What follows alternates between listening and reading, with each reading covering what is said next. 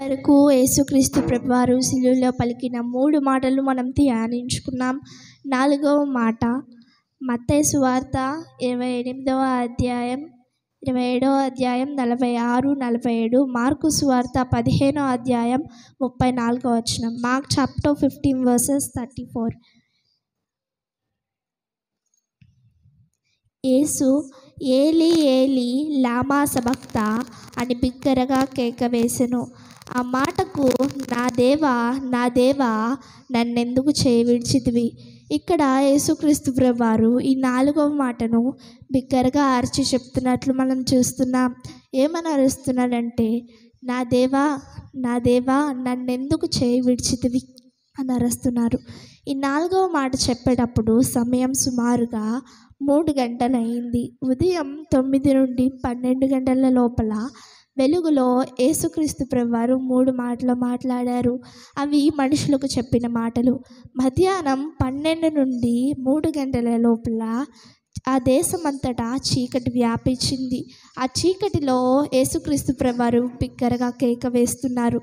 నా దేవా నా దేవా నన్నెందుకు చేయి విడిచితివి అని బిగ్గరగా కేక వేస్తున్నారు. ఇక్కడ మనం గమనించాలి, యేసుక్రీస్తు ప్రభువారు ఎంత బాధనైనా ఎంత శ్రమనైనా భరించడానికి సిద్ధంగా ఉన్నారు. ఒకవైపు నుండి మానసికమైన శ్రమ, ఒకవైపు నుండి ఆర్థికమైన శ్రమ, ఒకవైపు నుండి ఆత్మీయంగా శ్రమ నొందుతున్నారు. ఇలా 3 వైపుల నుండి శ్రమ నొందుతున్నారు. యేసుక్రీస్తు ప్రభువారు సంపూర్ణ మానవునిగా సంపూర్ణంగా శ్రమ పడుతున్నారు. మొహం మీద ఉమ్మూస్తే సహించుకున్నారు. తల మీద ముళ్ళ కిరీటం పెడితే భరించుకున్నారు. కొరడాలతో శరీరాన్ని బద్దలుగా చీల్చుతుంటే సహించుకున్నారు. కానీ ఒక క్షణం తండ్రి తన చేయి విడిచేసరికి ఆ బాధను తట్టుకోలేక నా దేవా నా దేవా అని పిలుస్తున్నాడు. ఈ మాటను మనం గమనించాలి. మొదటి మాటలో నా తండ్రి అని కదా, 4వ మాటలో నా దేవా అని పిలుస్తున్నాడు ఏంటి అంటే, దేవుడు దేవుని కుమారుడు, అట్ ద సేమ్ టైం మనిషి కుమారుడు కూడా. దేవునిలో దైవవతం ఉంది, మానవతం ఉంది. ఏ సమయంలో ఏది ఉపయోగించుకోవాలో అది ఉపయోగించుకుంటున్నారు. మొదటి మాటలో దేవుని కుమారునిగా తండ్రి అని పిలిచాడు.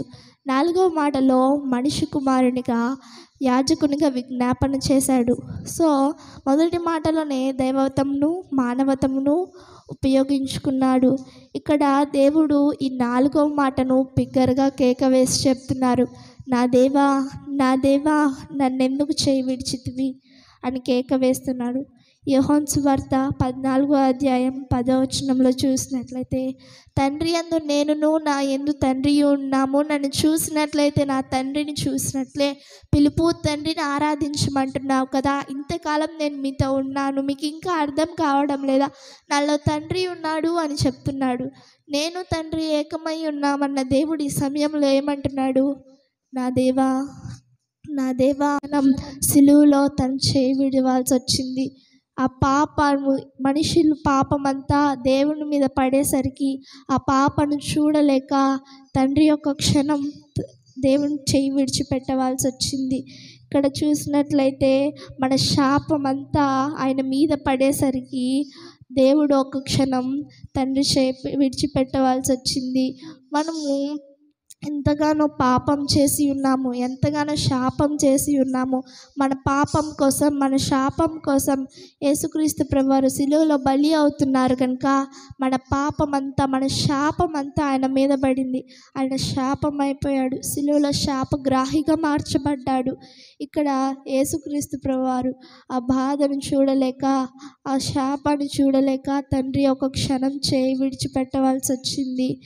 అయితే యేసుక్రీస్తు ప్రభువారు ఎక్కువగా హెబ్రీ భాషలో, గ్రీక్ భాషలో, అరామిక్లో మాట్లాడేవారు. అయితే హెబ్రీ భాషలో, గ్రీక్ భాషలో కాకుండా ఈ ఏలి ఏలి లామా సబక్తా అనేది అరామిక్లో మాట్లాడినట్లు మనం చూస్తున్నాం. అరామిక్లో ఎందుకు మాట్లాడాడంటే, అక్కడ తండ్రి తన చేయి విడిచిపెడుతున్నట్లు ఆ ప్రజలకు తెలియకూడదని యేసుక్రీస్తు ప్రభువారు అరామిక్లో మాట్లాడినట్లు మనం చూస్తున్నాం.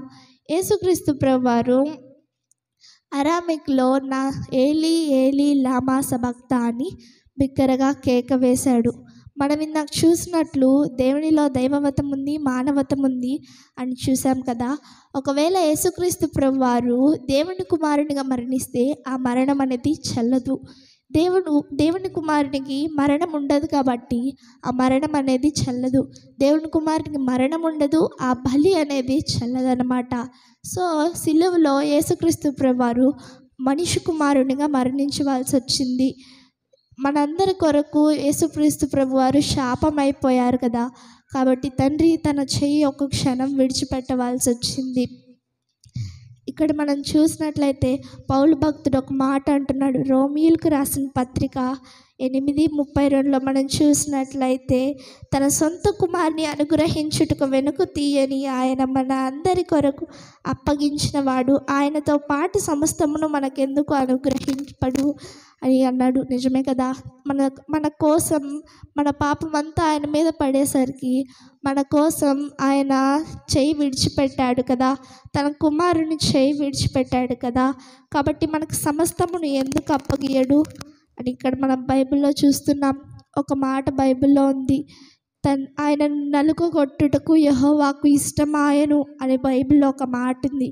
దీనికి అర్థం ఏమిటంటే, తన కుమారుణ్ణి నలుగగొట్టుటకు ఆయనకు ఇష్టముగా ఉంది, కానీ తన పిల్లలను తన శాపములను ఆయన భరించవలసిందిగా యేసయ్యను తన చేయి విడిచిపెట్టాడనమాట. ఇక్కడ ప్రజలందరూ ఏలీ ఏలీ లామా సబక్తా అని పిలుస్తున్నారు కదా. ఇంకా యేసుక్రీస్తు ప్రభువారు ఏలీని పిలుస్తున్నారేమో అనుకొని ఏలీని పిలిచారు. ఒకవైపు కొంతమంది నవ్వుతున్నారు, కొంతమంది ఏమో తర్వాత ఏమవుతుందని గమనిస్తూ ఉన్నారు. తర్వాత యేసుక్రీస్తు ప్రభువారు కొన్ని మాటలు చెప్పి మరణించినట్లు మనం చూస్తున్నాం. ఈ సమయంలో మనం 4వ మాట గురించి అర్థం చేసుకోవాల్సింది ఏంటంటే, తండ్రి కుమార పరిశుద్ధాత్ములు ఒక్క క్షణం అలా విడిపోయారా అని మనం తెలుస్తున్నాం.